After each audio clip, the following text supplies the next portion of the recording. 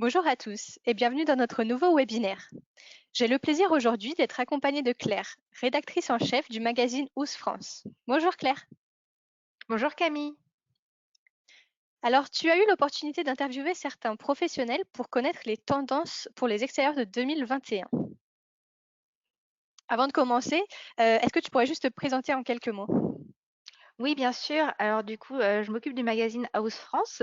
C'est un magazine dont les articles sont envoyés 2 fois par semaine aux utilisateurs de House, donc que ce soit les propriétaires comme les professionnels. Et pour les professionnels, nous avons, aussi une rubrique dédiée qui s'appelle Pro à Pro dans notre magazine.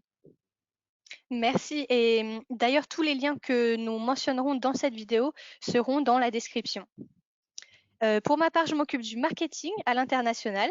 Donc, je crée du contenu pour vous, professionnels, que ce soit des webinaires comme aujourd'hui, des emails, des fiches éducatives, des e-books à télécharger, des vidéos, etc. Le jardin était déjà au centre de toutes les attentions en 2020, la pandémie ayant poussé les propriétaires à repenser leurs espaces extérieurs pour mieux en profiter au moment où parcs et jardins étaient fermés et où il était impossible de partir en vacances. Sur Ous France, il faut savoir que les demandes de projets enregistrés auprès des architectes paysagistes avaient connu une hausse de 91% au mois de juin 2020, soit à la sortie en fait du premier confinement, en comparaison avec la même période en 2019. Au retour des vacances et à l'approche de la rentrée, l'augmentation de la demande s'est nettement accélérée avec une amélioration de 107% sur le mois d'août par rapport au même mois en 2019. Depuis, les professionnels de l'outdoor ne cessent de constater une croissance de la demande pour tout ce qui touche aux extérieurs, la crise poussant évidemment les propriétaires à passer plus de temps chez eux et parfois même à changer de logement pour profiter d'une terrasse, d'un balcon ou même d'un jardin. Exactement. Et d'ailleurs, d'après les entretiens que nous avons faits avec les professionnels, l'activité, enfin, ce qu'ils nous ont dit montre que l'activité a été soutenue en 2020 et que l'année 2020 a aussi démarré sur les chapeaux de roue. Et les pros se montrent majoritairement confiants pour la nouvelle année bien entamée aujourd'hui. Très bien. Et d'ailleurs, on l'a compris, les extérieurs prennent une importance toute particulière cette année, alors même que la crise sanitaire se poursuit avec des mesures restrictives. Donc, pour savoir à quoi vont ressembler les tendances extérieures cette année, tu t'es entrevue avec plusieurs professionnels et tu as analysé les photos les plus populaires sur Ooze, souvent récompensées d'ailleurs par un badge Best of Ooze. Et est-ce que tu pourrais nous parler de cette analyse et surtout des grandes tendances que tu as remarquées? Tout à fait. Alors pour réaliser notre dossier tendance outdoor 2021, nous avons croisé les sources pour identifier les incontournables des jardins de cette année, mais aussi les impacts de la crise sur la demande des clients. Et il en ressort dans un premier temps que les jardins et autres extérieurs, comme les terrasses ou les balcons, ne sont plus seulement esthétiques, mais se doivent aussi d'avoir une utilité précise. C'est vrai que les gens en 2020, avec les confinements et les restrictions qu'on a connues, ont eu le temps de réfléchir à ce qu'ils souhaitaient vraiment faire de leur jardin, que ce soit l'aménagement d'une zone de repas, d'une zone de cuisine, d'une zone de détente, de jeu ou encore un potager ou une autre zone de culture.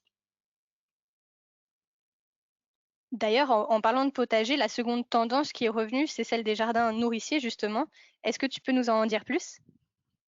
Alors oui, bien sûr, comme le constatent les pros, la pandémie nous a poussés à revoir nos priorités et à nous concentrer sur l'essentiel. Et dans les jardins, cela se traduit par la redécouverte des vertus nourricières de la nature. C'est ce que constatent les professionnels avec qui nous avons parlé, comme Florence Dubost de l'agence Scène d'extérieur, qui nous a dit que les gens sont restés chez eux et ont beaucoup considéré leur extérieur en se motivant à investir dans un potager, dans un compost ou encore dans des arbres fruitiers, soit des aménagements qui répondent aussi à la tendance actuelle de vouloir bien manger, de savoir ce qu'il y a dans son assiette et de produire soi-même sa nourriture dans le but de consommer plus responsable. Florence constate un réel engouement de la part de ses clients pour les jardins nourriciers et elle nous a dit qu'avant, 60% de ses clients ne s'intéressaient pas à tout cela, mais qu'aujourd'hui, les 2 tiers lui font la demande d'un jardin nourricier. Et c'est une demande qui s'est largement amplifiée avec les confinements. Aussi, nous avons parlé au paysagiste Kevin Clark, qui pense que le jardin nourricier s'inscrit dans une démarche environnementale. Selon lui, le défi écologique et la crise sanitaire resserrent le monde autour de l'échelle locale, dont l'unité de base est le foyer. Alors que les confinements et la distanciation sociale nous insistent à rechercher davantage d'autonomie dans nos foyers et que les cycles courts sont vus comme un moyen de vivre mieux tout en respectant la planète, il estime qu'il est temps d'explorer comment un petit potager dans son jardin peut contribuer à nourrir la famille et aussi à Mhm. sensibiliser les enfants au cycle des saisons. Il pense qu'en nourrissant ces végétaux aussi avec des déchets organiques du foyer, la pratique du compost ajoute une touche de circularité supplémentaire à nos espaces. Tout à fait. Et d'ailleurs, au-delà de la fonction nourricière, les jardins aujourd'hui ne doivent plus seulement être esthétiques, mais vraiment utiles. Donc, comme pour nos intérieurs, nous avons pris le temps en 2020 de les apprécier, de réfléchir à la manière dont nous pourrions davantage en profiter en quelque sorte. Tout à fait.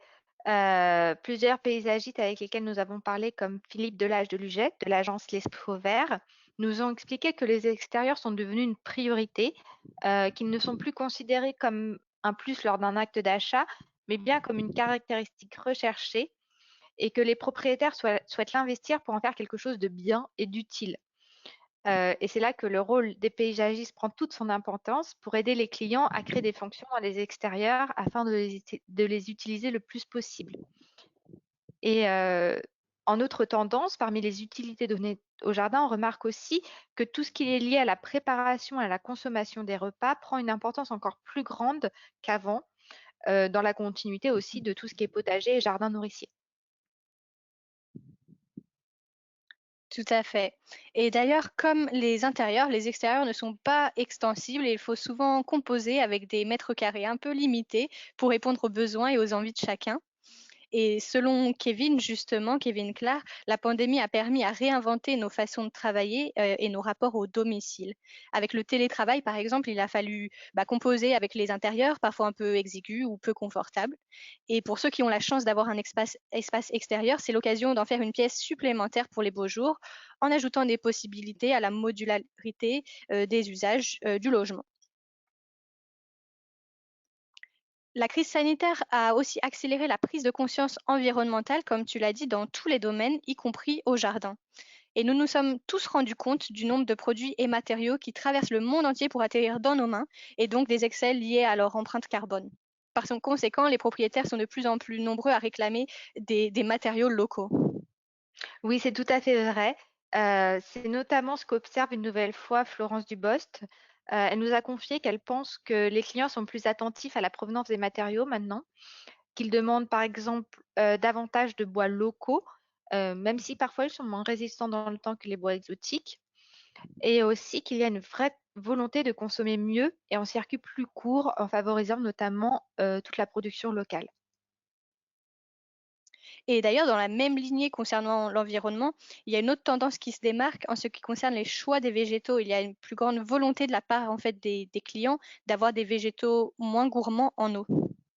Alors c'est vrai, et si je peux me permettre aussi sur ce point-là, j'aimerais rajouter que cette tendance ne répond pas toujours à une démarche environnementale, mais c'est aussi souvent lié à une volonté de réduire le besoin d'entretien de son jardin. C'est par exemple ce qu'a partagé avec nous Théo Galibert, un autre paysagiste avec lequel nous avons parlé. Et pour lui, beaucoup de ses clients lui demandent de remplacer par exemple la haie séparative par une clôture en bois. Et là, c'est vraiment pas seulement qu'une question d'arrosage, mais tout simplement une question d'entretien, pas de taille à faire.